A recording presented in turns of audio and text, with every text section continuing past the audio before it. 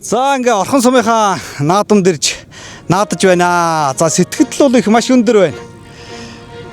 Одоо манай өвөө аав 3 үеэр орхон суманд хөдөлмөр хийсэн. Одоо манай өвөө маань орхон сумын нарийн нэрэвтэр ност орхон хоныг малж Монгол улсын хөдөлмөрийн баатар гэсэн эрхэм хүндтэй цолны эзэн болж байсан буянтай хүн байсан. Тэгээ аав маань үр тарианы 5 дугаар бригадад трактор комбайнч хийж ажиллаж байсан. Тэгээ ээж маань биднийг өсгөж исэн Бенчин сүрэнгийн лавгсран гээд сайхан хүн байгаа.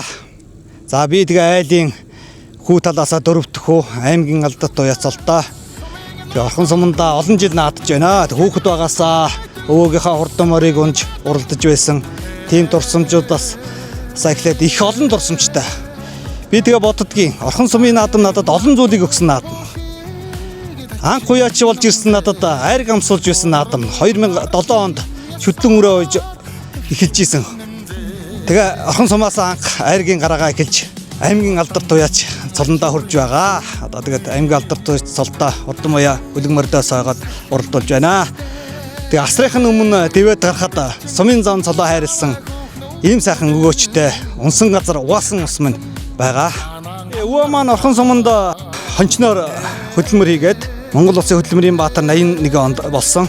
Тэгээ аав маань Гончигболын банд гээд үр тарианы 5 дугаар бригадад трактор комбайнчаар ажиллаж байсан. Өвөө маань хөдөө аж ахуйн салбараас төрсэн хөдөлмөрийн баатар хүн байдаг.